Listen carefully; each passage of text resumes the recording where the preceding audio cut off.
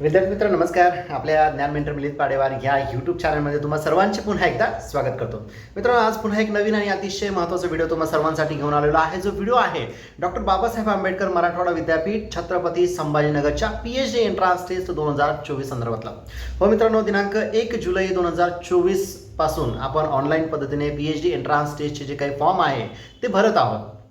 काही दिवसापूर्वी विद्यापीठाने एक डेट एक्सटेंड करणारं परिपत्रक जाहीर केलं आणि डेट एक्सटेंड करून मुदत जी वाढ केली ती 20 तारखेपर्यंत वाढ केली होती. आता PhD एंट्रन्स टेस्टचे फॉर्म भरत असताना बऱ्याच विद्यार्थ्यांनी आंदोलन केले. आंदोलनाचा मुख्य विषय होता की PhDचे जे काही वॅकन्सी आहेत किंवा गाईडची जी काही लिस्ट आहे ही कमी झालेली आहे. म्हणजे गाईड कमी झाले, वॅकन्सी कमी झाल्या आणि सब्जेक्टसुद्धा कमी झालेले आहे. हा एक पहिला मुद्दा होता. दुसरा मुद्दा असा की विविध ठिकाणी UGCच्या नियमाप्रमाणे जे विद्यार्थी नेट, सेट, गेट किंवा MPhil आहेत तर अशा विद्यार्थ्यांना सगळीकडे या PhD एंट्रन्स टेस्टमधून सूट मिळते.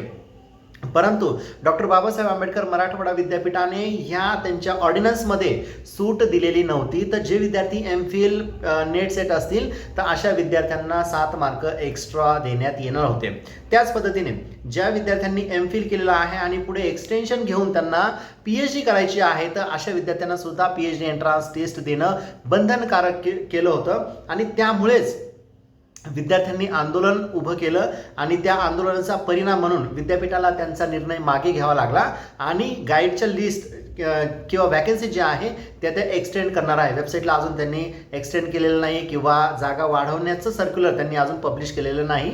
मात्र 19 जुलै 2024 रोजी सेंटर आणि जे काही वॅकन्सी आहे ते वाढतील असं परिपत्रक त्यांनी जाहीर केलं.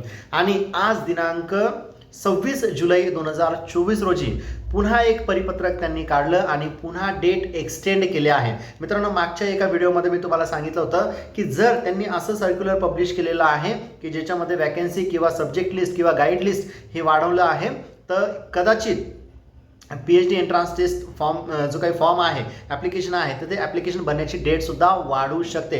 आणि फायनली आज दिनांक 26 जुलै 2024 रोजी विद्यापीठाने एक परिपत्रक काढलं आणि त्या परिपत्रकामध्ये त्यांनी ज्या काही रिवाइज डेट आहेत, ज्या काही नवीन डेट आहेत त्या डेट सांगितलेल्या आहेत. तर मित्रांनो, आता जी काही न्यूज आहे ती कन्फर्म विद्यापीठाने तुम्हाला दिलेली आहे आणि अतिशय मोठी आणि सुवर्ण संधी तुमच्यासाठी आहे की जो काही प्रॉब्लेम तुम्हाला येत होता फॉर्म भरताना तर आता डेट एक्सटेंड झाल्यामुळे तुम्हाला आरामशीर हा फॉर्म भरता येणार आहे. मित्रांनो, ज्या डेट त्यांनी रिवाइज केलेल्या आहेत ते आपण थोडक्यात बघूयात म्हणजे तुम्हाला फॉर्म भरताना अडचण येणार नाही. तर बघा, 1 जुलैपासून फॉर्म सुरू होते ते 20 जुलैपर्यंत झाले, पुढे 31 जुलैपर्यंत झाले आणि आता हे फॉर्म तुम्हाला 15 ऑगस्ट 2024 पर्यंत भरायचे आहे. म्हणजे 15 ऑगस्ट ही डेट आहे तुम्हाला ऑनलाईन ॲप्लिकेशन करण्याची शेवटची तारीख.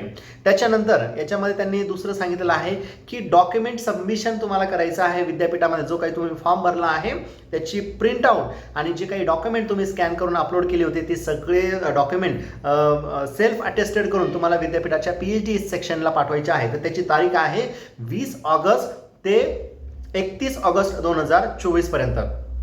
त्याच्यानंतर कंप्लायन्स डॉक्युमेंट व्हेरिफिकेशन हे जे होणार आहे तर 1 सप्टेंबर ते 5 सप्टेंबर 2024 पर्यंत. म्हणजे तुम्ही जे काही डॉक्युमेंट विद्यापीठाला पाठवले होते तर याच्यामध्ये काही व्हेरिएशन आहे, त्याच्यामध्ये काही त्रुटी आहेत का तर ते सगळं चेक करण्याचं काम 1 ते 5 सप्टेंबर 2024च्या दरम्यान होणार आहे. आता ज्या विद्यार्थ्यांनी ॲप्लिकेशन केलेलं आहे तर अशा विद्यार्थ्यांची प्रोव्हिजनल लिस्ट ही विद्यापीठ 10 सप्टेंबर 2024 रोजी पब्लिश करणार आहे. त्याच पद्धतीने फायनल जी काही लिस्ट आहे विद्यार्थ्यांची, इलिजिबल विद्यार्थ्यांची, तर ही 18 सप्टेंबर 2024 रोजी पब्लिश करणार आहे त्यांच्या वेबसाईटला. आणि PhD एंट्रन्स टेस्ट ही होणार आहे 3 ऑक्टोबर 2024 रोजी. तर हे सगळं शेड्यूल आहे. त्याच पद्धतीने रिझल्ट जो आहे, रिझल्टची डेट सुद्धा त्यांनी 15 ऑक्टोबर 2024 रोजी पब्लिश होणार आहे असं सांगितलेलं आहे. तर मित्रांनो, ज्या काही गोष्टी इम्पॉर्टंट आहेत त्या सगळ्या मेन्शन त्यांच्या आजच्या या सर्क्युलरमध्ये दिलेल्या आहेत त्या तुम्ही सगळ्या व्यवस्थित बघायच्या आहेत. मित्रांनो, PhDचा जो काही स्कोर तुम्हाला मिळणार आहे PhD एंट्रन्स टेस्टमध्ये तर तो स्कोर फक्त 1 वर्ष व्हॅलिड याच्यासाठीच असणार आहे.